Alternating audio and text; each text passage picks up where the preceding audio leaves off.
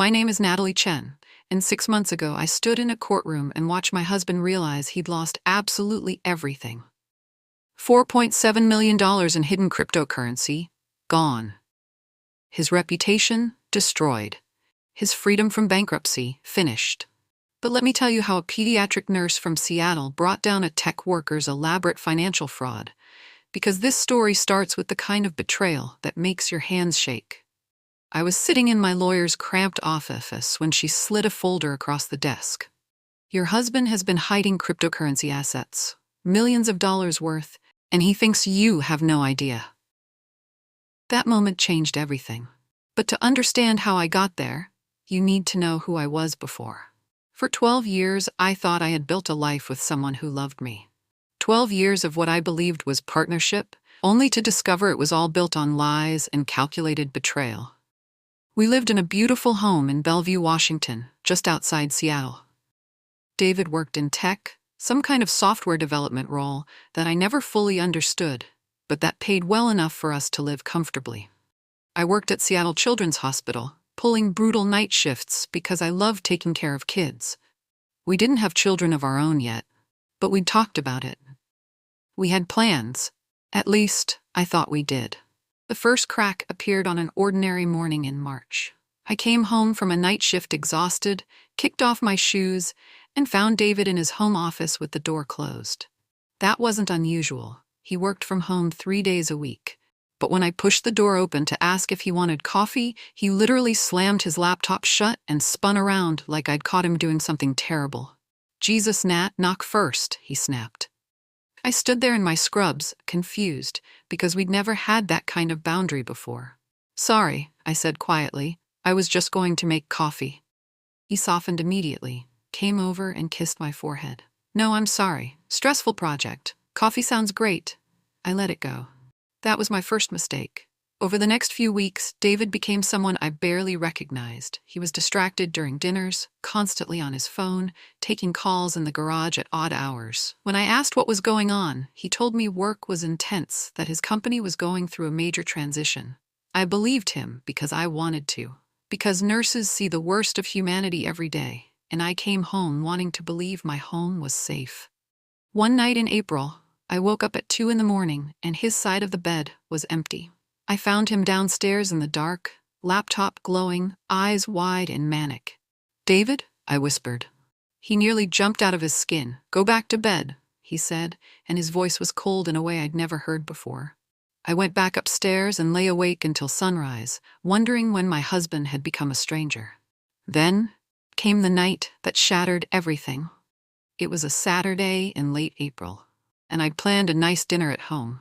I made his favorite pasta from scratch, opened a good bottle of wine, put on a dress he'd once told me he loved.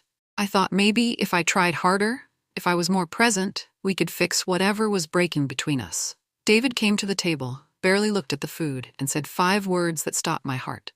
"Natalie, I want a divorce." Just like that. No preamble, no explanation, no emotion.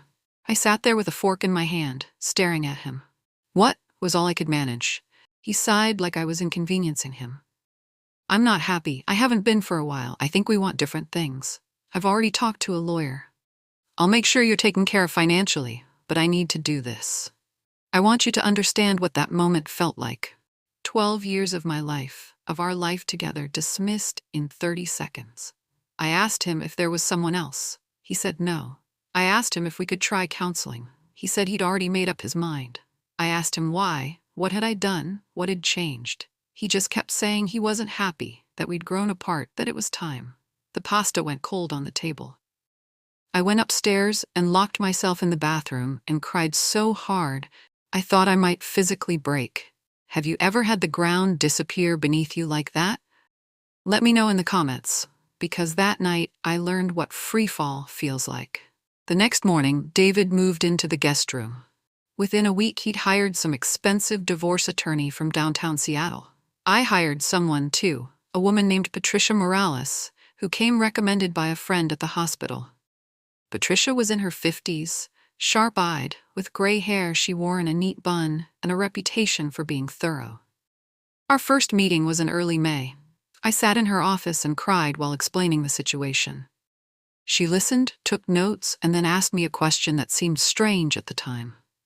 Natalie, do you know anything about your husband's finances? His accounts? His investments? Anything unusual? I shook my head. He handled all of that. I have my own checking account for my salary, but he managed our joint accounts, the mortgage, everything else. He said it was easier that way since he worked in finance-adjacent stuff. Patricia's expression didn't change, but something flickered in her eyes. I'm going to need full financial disclosure from both sides. Tax returns, bank statements, investment accounts, retirement funds, everything. In Washington, you're entitled to half of all marital assets. We're going to make sure you get exactly that. I nodded, numb. At that point, I just wanted it to be over. I wanted to stop hurting. I had no idea what was actually coming. David's lawyer filed the initial paperwork in June. I remember reading through it in Patricia's office, and something felt wrong. The numbers didn't make sense. According to his financial disclosure, we had about $300,000 in joint assets.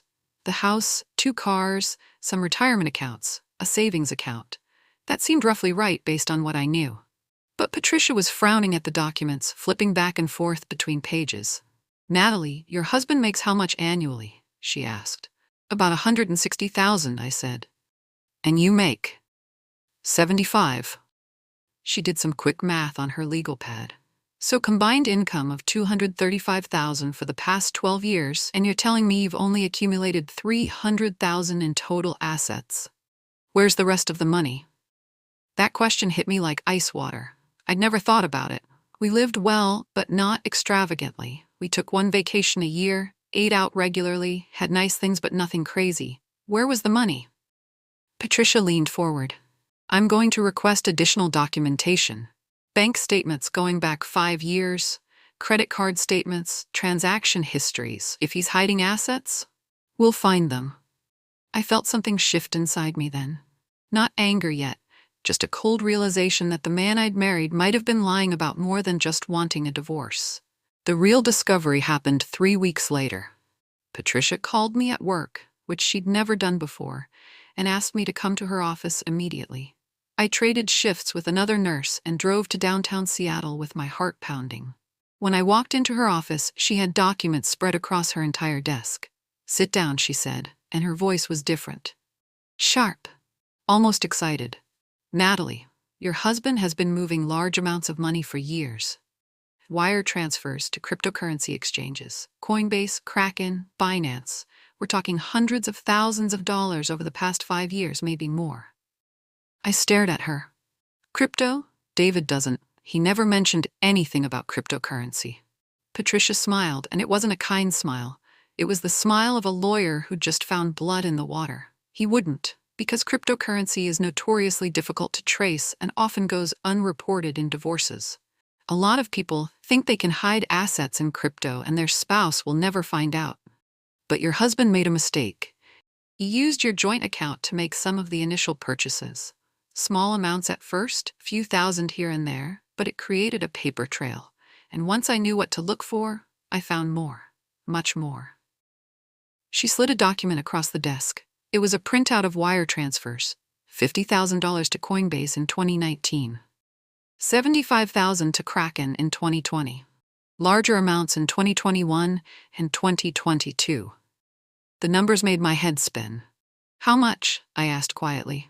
Patricia met my eyes. I don't know yet, but based on the transfers we can confirm and the growth of cryptocurrency during the years he was investing, I'd estimate somewhere between $2 and $5 million.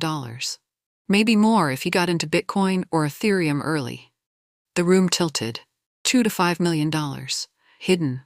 While I worked night shifts and worried about money. While I suggested we save for a baby and he said we needed to be more financially stable first. While he told me we couldn't afford a bigger house or a nicer car because we needed to be responsible. The numbness I'd been living with for months cracked, and underneath it was pure rage. Can we prove it? I asked, and my voice sounded strange to my own ears. Patricia nodded. We can, but it's going to take time and money. I'll need to hire a forensic accountant, someone who specializes in cryptocurrency. We'll need to subpoena records from the exchanges, track wallets, prove the chain of ownership. Your husband will fight this. His lawyer will claim we're on a fishing expedition, that we have no proof. This is going to be expensive, and it's going to be a battle.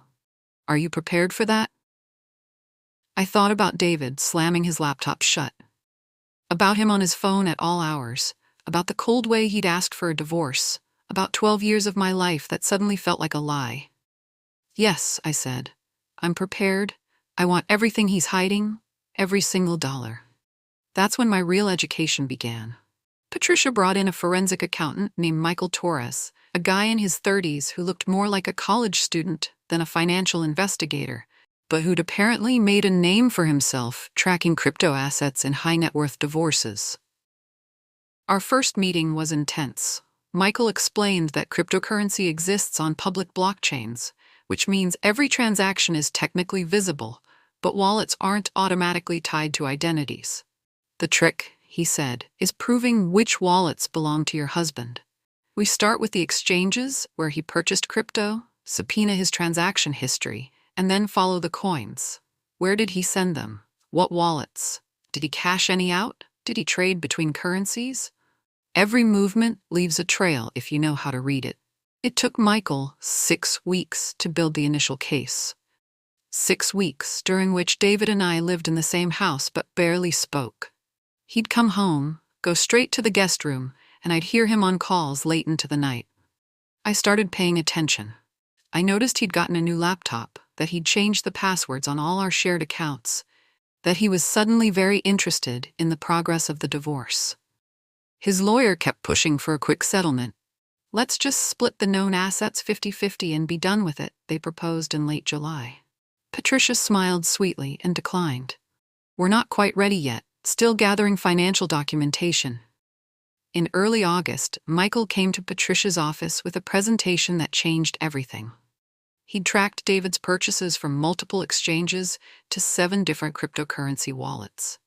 The wallets held Bitcoin, Ethereum, and several other coins I'd never heard of. Based on purchase dates and current values, the total was staggering. $4.2 million. David had turned our marital assets into a hidden fortune, and he'd planned to walk away from our marriage with all of it while offering me half of the $300,000 he'd disclosed. That meant he was trying to cheat me out of roughly $2 million. Patricia filed a motion to compel in mid-August. We requested full disclosure of all cryptocurrency holdings, wallet addresses, exchange accounts, and transaction histories. David's lawyer responded with outrage, claiming we were harassing his client, that there were no hidden assets, that this was a vindictive fishing expedition. The judge ordered a hearing for early September. I remember walking into that courtroom for the preliminary hearing, seeing David in a suit I'd never seen before, expensive and tailored. He wouldn't look at me. His lawyer, a slick guy named Richard Brennan, argued that we had insufficient evidence, that cryptocurrency was volatile and speculative, that even if David had made some investments, they were personal funds from before the marriage. Patricia stood up, cool as ice, and presented the wire transfers from our joint account. Your Honor, these transfers originated from marital funds. Under Washington community property law, any assets acquired during the marriage with marital funds belong to both parties equally. The judge, a woman in her 60s, named Catherine Walsh, looked at the documents and then looked at David.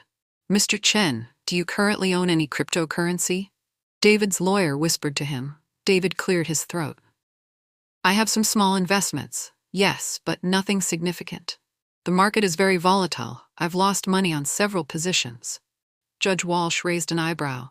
Then you should have no problem providing full documentation of these investments, including wallet addresses and current holdings.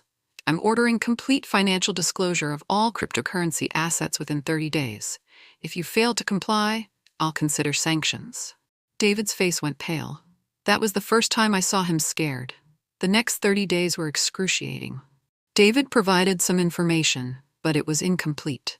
He disclosed 2 wallets with about $200,000 combined, claiming that was all he had. Michael Torres went back to work. He found transfer records showing coins moving from the disclosed wallets to new addresses. David was actively hiding assets while under court order to disclose them. That was when Patricia smiled for the second time, that dangerous smile I was starting to recognize. "He just made a critical mistake," she said. "He's not just hiding assets anymore. He's violating a court order. That's contempt, and judges don't like being lied to." We filed another motion in October. This time, Patricia requested forensic examination of all of David's devices, full subpoenas of his exchange accounts directly from the companies, and sanctions for incomplete disclosure. The hearing was brutal. Michael testified about the blockchain evidence, explaining in clear terms how we could track coins moving from disclosed wallets to hidden ones. David's lawyer tried to argue that Michael didn't have direct access to David's private keys and therefore couldn't prove ownership. Patricia countered by showing IP address logs from the exchanges that matched our home internet connection, transaction timestamps that aligned with dates David was home alone, and recovery email addresses that went to David's personal Gmail. Judge Walsh was not amused. "Mr. Chen, I gave you a direct order to disclose all cryptocurrency holdings. You disclosed $200,000. The evidence suggests you control significantly more. Do you have anything to say?" David stood there, and I watched him try to lie his way out. "Your Honor, the cryptocurrency market is complex. Some of those wallets were sold, some were lost, some were investments that failed. I don't have access to all of them anymore." Judge Walsh cut him off. "Then you'll have no problem allowing forensic examination of your devices to confirm that. I'm ordering Mr. Chen to surrender his laptop, phone, and any other devices used to access cryptocurrency accounts within 7 days. I'm also finding him in contempt for incomplete disclosure and imposing a fine of $5,000 payable to the court. And Mr. Chen, if I find out you've been moving or hiding assets during these proceedings, I will throw the book at you. Do you understand?"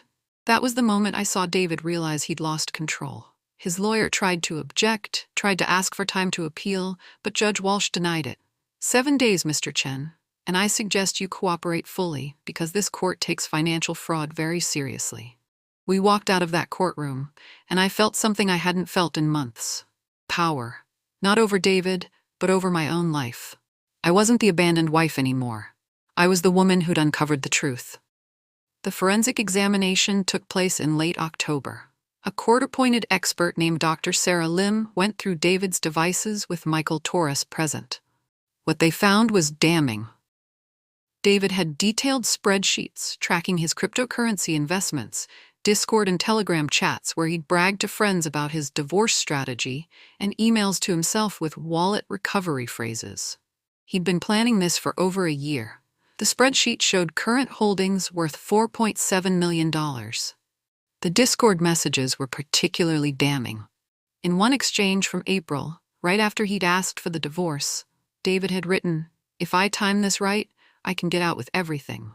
She has no idea about the crypto. My lawyer says it's almost impossible to trace if you're careful." Patricia presented all of this at the next hearing in November. The courtroom was packed because word had gotten around the legal community about the case. I sat behind Patricia, watching David crumble as the evidence piled up. The Discord messages were read aloud. The spreadsheet was shown on a screen. Michael explained the blockchain tracking in terms even I could understand. David's lawyer tried to salvage something, anything, arguing that some of the investments were made with David's bonus money, that he deserved credit for taking risks, that the growth was due to his financial savvy. Judge Walsh shut it down. "Counsel, we're operating under Washington community property law. Any assets acquired during the marriage with any funds are community property unless proven otherwise. Your client systematically hid millions of dollars and violated multiple court orders. I've seen enough." The final hearing was in early December. That's the moment I told you about at the beginning. The one where I stood in the courtroom and watched David realize he'd lost everything. Judge Walsh entered, and the room went silent. She didn't waste time. After reviewing all evidence, testimony, and applicable law, I find that Mr. David Chen deliberately concealed approximately $4.7 million in cryptocurrency assets during divorce proceedings. These assets were acquired using marital funds during the marriage and are therefore community property. I am awarding Mrs. Natalie Chen 50% of all marital assets, including the full value of the cryptocurrency holdings. Additionally, I am awarding Mrs. Chen an additional 10% of the cryptocurrency value as sanctions for Mr. Chen's contempt and fraud to be paid directly from his share. The math hit me in waves. 50% of 4.7 million was 2.35 million. Plus 10% sanctions was another 470,000. Plus my half of the disclosed 300,000 in other assets. I was walking away with over $2.9 million. David was getting whatever was left after legal fees, court fines, and sanctions. Judge Walsh continued. Furthermore, Mr. Chen will pay all legal fees and costs for both parties, including the forensic accounting fees. And Mr. Chen, consider yourself fortunate I'm not referring this to the district attorney for potential criminal charges. Deliberately hiding assets and violating court orders is serious. You're dismissed. The courtroom erupted in whispers. David just sat there, staring at the table. His lawyer started to object, to say something about appealing, but David stopped him. He looked at me for the first time in months, and I saw something I never expected. Not anger, not even regret. Just exhaustion. He knew he'd lost because he'd been caught. Patricia shook my hand. Michael grinned, and I walked out of that courthouse into the December rain feeling lighter than I had in years. The asset transfer took another 6 weeks. David had to liquidate or transfer cryptocurrency to pay my portion. Patricia made sure every transaction was monitored, that nothing disappeared in the process. By late January, I had $2.9 million in my bank account. I donated $100,000 to the hospital's pediatric cancer research fund. I bought a beautiful condo in Seattle with a view of Puget Sound. I invested the rest conservatively with a financial advisor Patricia recommended. And I went back to work at the hospital because I loved being a nurse, not because I had to. David filed for bankruptcy about 4 months later. Turns out he'd taken out personal loans against his crypto holdings, and when he had to liquidate to pay me, he couldn't cover those debts. I heard through mutual friends that he moved to Portland, that he's working some regular software job now. I felt nothing when I heard that. Not satisfaction, not sympathy. Nothing. He'd made his choices. Here's what I learned through all of this. First, financial transparency in a marriage isn't optional, it's essential. If your partner is hiding money, they're hiding more than that. They're hiding intent. Second, documentation is everything. Patricia and Michael built my case on paper trails, screenshots, and blockchain data. The truth existed in those records, we just had to find it. Third, patience is a weapon. Every time David's lawyer pushed for a quick settlement, we said no. Every time David tried to hide assets, we tracked them. We let him make mistakes, and those mistakes destroyed him. But the most important lesson was about my own worth. For 12 years, I'd let David handle the finances, make the big decisions, control that aspect of our life. I told myself it was easier, that he was better at it, that I was too busy with work. But really, I'd given away my power. When he betrayed me, I took that power back. I educated myself, I fought for what was mine, and I won. Not because I was vengeful, but because I refused to be erased. I'm sitting in my condo right now, looking out at the water, and I'm genuinely happy. Not because I have money, though financial security is nice. I'm happy because I know who I am now. I'm the woman who fought back intelligently, who used the system the right way, who didn't let someone rewrite her worth. Where are you watching from? Drop your country in the comments. I'd love to know where this story reaches. If you think this story of quiet legal revenge was satisfying, wait until you hear about the woman whose entire family cut her out of their generational real estate business because they said she was too emotional to handle money. 10 years later, she owned the building they were renting their office space in, and eviction notices are incredibly poetic when you're the one signing them. That story's coming next. And it'll show you exactly what patient planning looks like when someone underestimates you for the last time. Thanks for watching, and remember, the best revenge isn't loud. It's legal, it's documented, and it's absolutely final.